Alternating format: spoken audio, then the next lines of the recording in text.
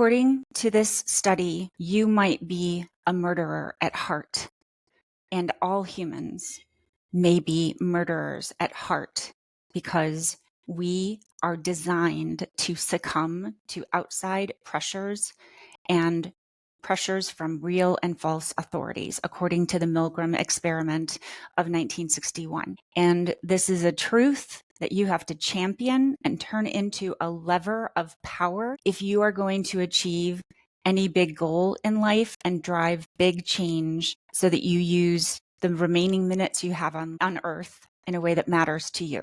So how do we decode this and connect the dots into real life and into the big goals for change that you crave and that you seek? I'll back up. Kindedge.com. I talk about achieving your big goals in life by starting with running experiments, having no judgment, and doing what works in real life. Why are these practices so important? I'm stepping back to decode exactly why these practices are critical to making real change happen in your life. And it goes back to getting clear with the absolute truth of how humans are programmed. And the Stanley Milgram scientific experiment of 1961, the social psychology experiment that was intended to decode how it is that Nazi Germany was able to control so many people and cause so many people to commit atrocities against other human beings in a way that is anti-human, totally inhumane. The study was a simple study that was designed to have an unknowing person brought in to participate in an experiment, the subject. And then they had plants that were fake people behind a wall that were the supposed subjects of, the false subjects of the experiment. And so the people running the experiment wore lab coats to give the appearance of being people of authority. And so the subjects came in and were told to do just to ask questions. And if the simple instructions were, if the question is answered correctly, this person on the other side of the wall, you do nothing, or you give a basic response, you click a button, you mark down that they answered the question correctly. If they answer the question incorrectly, you give them an electrical zap. And there were many details that they put into this experiment so that the true subjects being tested, were given the job of clicking a button to inflict this electrical shock in another person. And they had a very clear understanding that this person was a human, that human was actually feeling pain. The person on the other side of the wall would scream more and more in an elevating level of excruciating pain. And then the experiment went on to say, okay, the lab coat, the person running the experiment in the lab coat position of authority said, okay, they answered the question wrong, give them a shock. They answered another question wrong, give them another shock. And the person behind the wall would be screaming and screaming. And so if I was the subject, I would be sitting there saying, okay, yes, they did it wrong. We're trying to train them and do the science. I'll click. But the compassionate human that we think we are would say, no, this person is screaming more and more and more in dire pain. I don't know what's going on with this experiment, but it sounds wrong. It seems wrong. It feels wrong to me to inflict this kind of pain, regardless of what they agreed to up front. So each one of us believes that we would be the person who would walk into the room and say, no, I would never hurt another human. I'm not just going to suck up to authority or fear authority. I absolutely would be the person that would say, this doesn't seem right. I'm going to stand up to authority. I am going to push back. When in fact, the scientific study showed that the majority of people will completely follow through, succumbing to the pressures of authority to the degree that they kept inflicting more and more electric shock at a higher level to the fake subjects. And the person being tested would say, they're screaming louder and louder, should we stop? Or they might say, should I continue? And the lab coat authority would say, yes, continue. This is the experiment they agreed to. And we agreed that when they give a wrong answer, then they have to, get shocked more at a higher level. And then eventually the person on the other side of the wall stopped screaming, which gives the perception, it gives the indication that the electric shock was so bad that they have passed out or died. Lethal. And it was clear on the electrical panel, the fake electrical panel, that there was a button that said lethal dose. And the subjects, because the authority said continue with the experiment,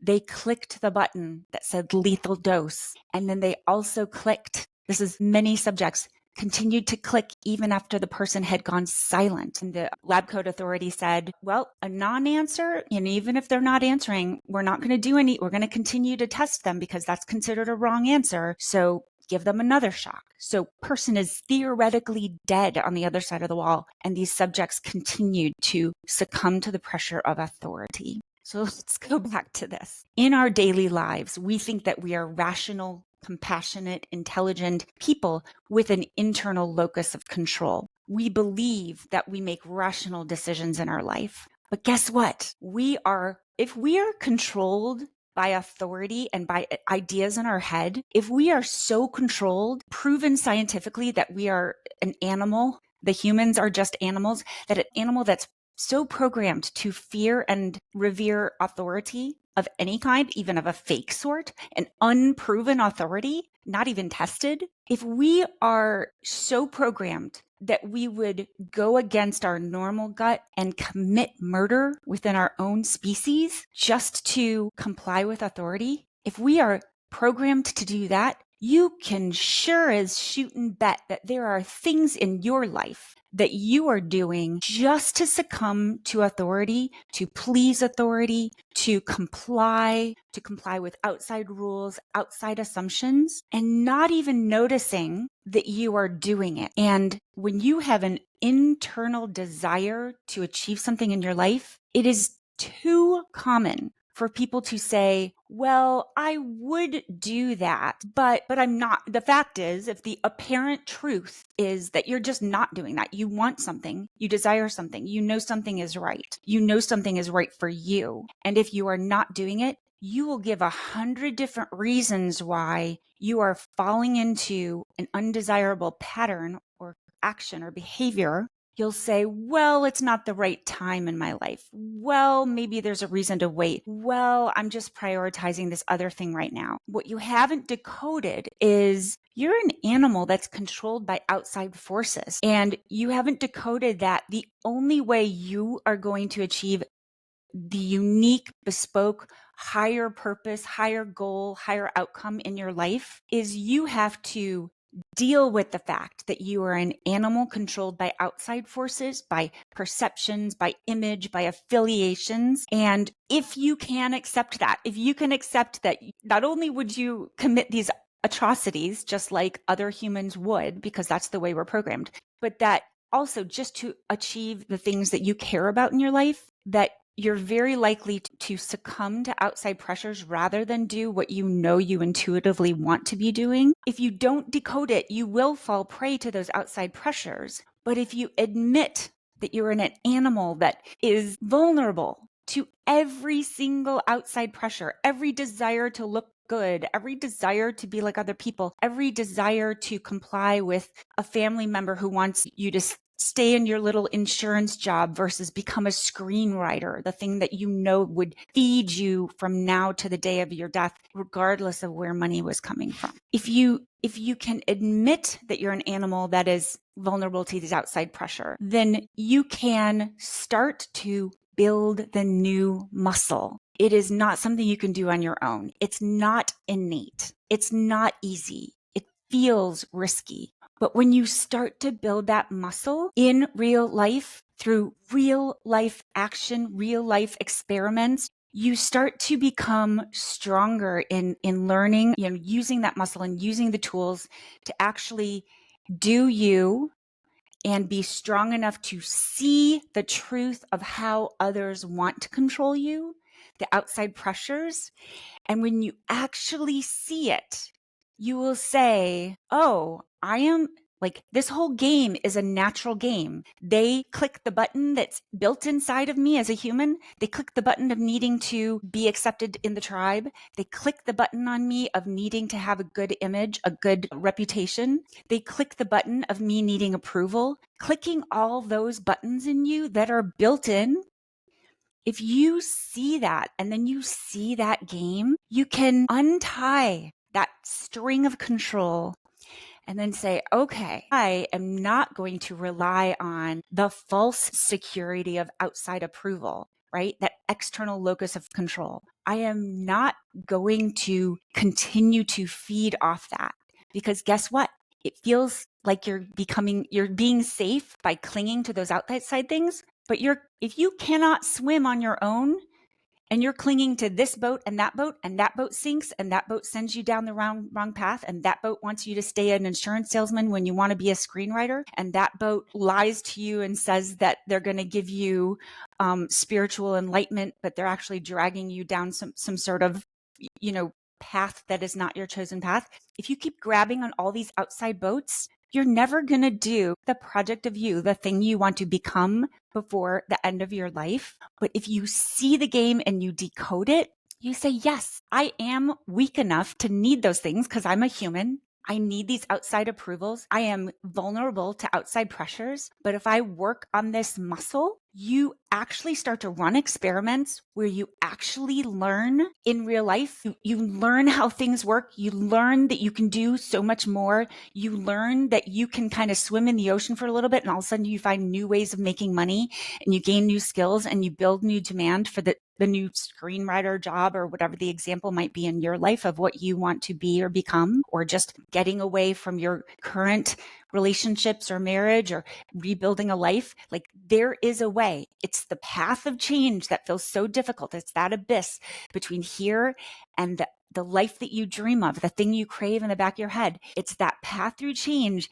that you are avoiding, and you're kind of clinging to something that is a false safety. But when you get through it and you start to build the muscles, you gain the real power, because the more you learn, that is where you find real power and real internal locus of control. When you have an internal locus of control, which is what this whole experiment was about, is, do people actually have that? And it's not the default mode, but it's something you can build, and the people who build it do unlock the alternate ending to their life. And you have to just start with the first, that's what I talk about in Kindedge, just start with the first small experiments, because that abyss is very dark and long, and you feel like you're afraid to start taking these steps, because the first time you take a step in real life, and it's not just in your head, people around you see, people around in your community and see you, people in your family, they see you changing. And they will tap right into one of those buttons. They'll say, oh, you're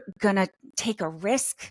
And boy, that huge, beautiful house you have with that insurance salesman money you're making, you're going to take a risk. Oh, you're not going to be able to have that huge house anymore. You're going to put your next Kate, money at risk. They're going to click all your buttons to drag you back into their ability to control you by a string. And when you have an internal locus of control, those buttons aren't so accessible to others outside of you. They can't just click a button and draw you back in to that realm of control. You start to say, yeah, I'm very nimble. Yes, I have a lot of internal learning that I've gained. And now that I've gained it, I know I failed at one business, or I failed at one application, or I failed at one screenwriter's application. But I've learned 20 new things and grown a network. And that network is now helping me grow. I have more to work from. And boy, I'm much more nimble, because now I have 30 people I can call when I need a new gig, and I'm getting all this gig work, and boop, boop, boop, boop, boop, boop. You level up, you gain power, and you start to really move in your true authentic direction. And you have the energy to do it, because you're not drained at the end of the day, because you're truly working off of that endless well of energy and sustainable energy that's driven by your internal desires, your bespoke passions, the thing that you want to be doing, the thing you dream of, the thing that you crave in the back of your head. And so as you start to admit these animal truths about us, you start to unlock from those fears of authority and control, and kind of that vulnerability to be clicked into somebody else's control. And you get to start to gain an internal locus of control. Robert Greene, 48 Laws of Power, all his series of books, he does talk about how in history, all of the stories of the lessons, the stories in history that give us the best lessons are often grounded in how we have an animal truth. And this is a bit of a, Marcus Aurelius Stoicism. This is also very, I've done tons of work on myself in terms of Myers-Briggs, Carl Jung. Carl Jung, very much it's about all of this learning is to know about the truth of you. So it's not just the Milgram experiment. Each one of us has our strengths and the things that we can dig right into. And then we have areas that we kind of have to create a false veneer around because it's something that we don't get in life. It's not our natural position. It's not whether it's extroverting, introverting, whether it's details, whether it's anti-details, like with starting something new. I mean, there's a million things that if it's not our sweet spot and our natural spot, it's hard for us to be very familiar with what skills we need to grow. And so one of the keys there is to get real comfortable with what are my weak spots? What are my vulnerabilities? Let's just dig into that. Let's just try to figure out what tools in the world, what people, what networks, what learning, what education, what crutches I need to make me a well-rounded person who can go forward with my dreams and be honest with myself and what I want to achieve. So this, kind of, I'll continue with these little dots, but the Milgram study is a great revelation, and nobody would ever, we all want to point fingers at anybody else who does something bad, anybody who doesn't, gosh, the entire Nazi story is shocking. We'd say it's an atrocity and no human on earth should do this. But we also have to admit that given a certain environment, we all might be succumbing and we might be invisible in our day-to-day of the types of outside pressures that we do succumb to, because obviously the impacts of the things we do are less visible and much more benign, but we could still be hijacking our own goals and the things we want to be achieving. So, yeah. I think I've kind of touched on this. And so one other thing that really grabbed me is recently in a technology interview at a technology conference, Elon Musk just made some comments that really aligned with this. Because what I do is before I kind of, all these Kindedge tools are I've worked on them with me for at least 15 years. And so they're very obvious to me. But when I start to see all these different examples that connect to the dots, I'm like, yes, that's what I'm talking about. That's what I learned. That is true. And the way Elon Musk described it, and you can, loved, hated, never ignored. But the bottom line is whatever Elon has accomplished, he's done it in real life, hands-on, through real experiments and real experiences. And with every win and failure, he did some things, started some businesses that failed, but he said, now I can build 10 more businesses because I totally get how to put the machine together, right? So no failed business is a failure. And he sees that. He sees the abyss. He sees the abyss as a process to get your hands on, to get your hands muddy, to get it real. And the big thing is not to sit there pretending like, oh, yes, our business is doing great. He'll say, it's terrible right now, but I found out this part wasn't working. We're going to take out that part and put in that part, and I'm going to sell that, that kind of. So it's just dealing with the reality of, yeah, that was a failure, but that is part of the journey through the abyss. And he's had the journey through the abyss many, many times. So the comments, and I wrote this down just quickly listening to the comments in this interview, so I'm sure I've mistyped a little bit, but he said, you must smash your ego. You must smash your ego. You must internalize responsibility. When the ego to ability ratio is, and then he kind of went on in a technical scenario. He said double graded to sign 1, and then he kind of backed off that because he knew he's kind of, I'm sure he has some PR training that says, take it up a level, don't go so technical. And he says, if your ego to ability ratio is high, if your ego to ability ratio is high, you must break the feedback loop and connect to reality. Basically saying, bring down your ego and get more real experience. Because I've said this a million times in Kindedge, when the world bounces back at you, when you say, oh, I've got this perfect plan, I'm going to go do this, and then something blows up and something doesn't work then that's where you learning, and that's where you get power. And that's the reusable learning. That's the reusable tool. That's the reusable power that is self-sustaining and will expand. That's very different from clinging to somebody else's sinking boat just to think that you have safety. So he says, break the feedback loop, connection to reality. You break the RL loop, and the proper definition of RL loop is cycle of interaction between an agent and environment, because I wanted to verify that. I've heard it in the past, but definitely not something that's part of my day-to-day conversation. But the RL loop is that response loop of you going out and taking action and getting the bounce back, getting the feedback, real data. How did it work? What didn't work? What did work? That's the superpower that lets you carry forward and actually gain power within your environment. And it actually delivers real and intrinsic rewards. Continuing with Elon, just made a little bit more comment. You break the RL loop.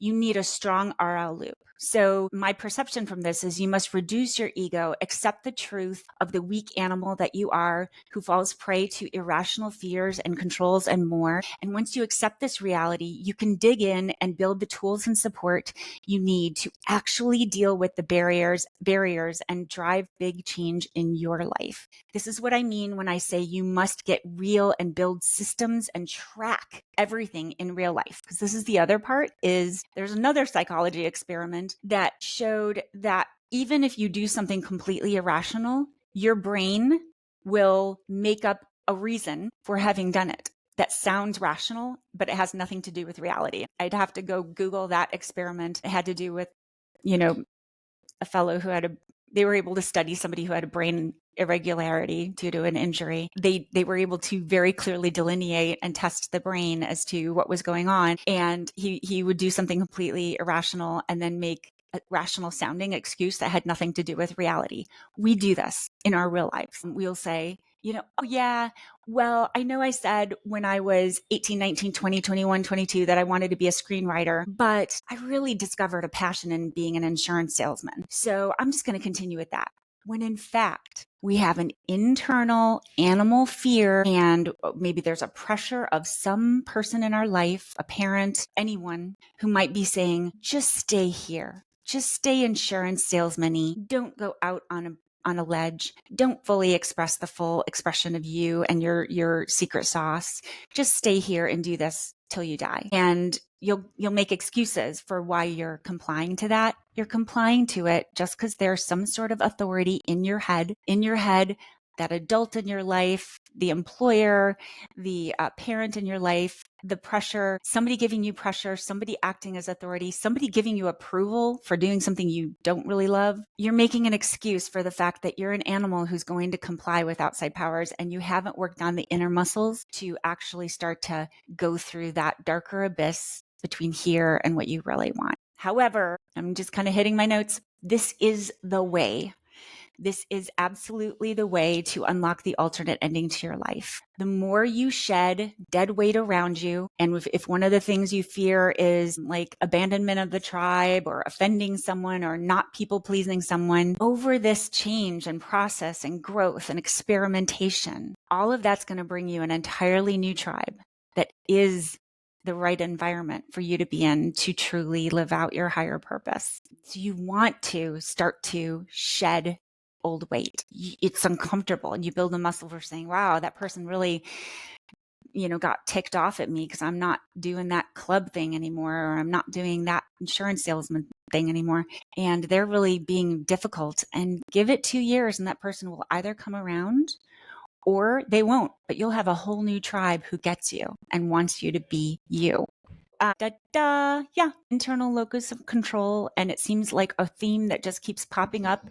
And it's a huge part of, if I can connect the dots of why I say, oh, in Kindedge, we need to do that. We need to experiment. And in Kindedge, we need to do it in real life. In Kindedge, we do infinite self Kaizen, where we don't judge, but you have to be without judgment. You have to take new actions. And then every day say what parts of that worked, keep that. What parts didn't work, doesn't matter. It was an experiment. I did it sloppily. I'm not perfect. It was my first try doing that new way of life. And I'm going to throw out the parts that didn't work, keep the parts that did, and do something new tomorrow. So infinite self-Kaizen, experimentos, learning, do what works in real life. Don't just put it on paper. Go out there, make a mess, do it the hard way. And that's where you start to actually grow and gain real power, because you're not clinging to anything. You've got all the stuff inside of you that's going to let you swim for the rest of your life. So I think I have hit on the key points of this connect the dots game in order to unlock the alternate ending to your life. And I hope you will join me on the kindedge.com journey. You can subscribe to this video. You can forward this to anyone. This is a niche concern of people very interested in personal growth, very interested in big life change. But the way I worked it on me is I realized I had to do it in small bite-sized steps, because I'm not also willing to go willy-nilly and quit my job and put my kids' schooling at risk. Or, I don't want to build regret just because I'm driving to my passion. I want to bring things I want them to dovetail together into an alignment of the goals and priorities and things that matter to me in my life, the people that matter to me in my life, and then getting my passion in progress and process and making it real and bringing that all to dovetail together without regret.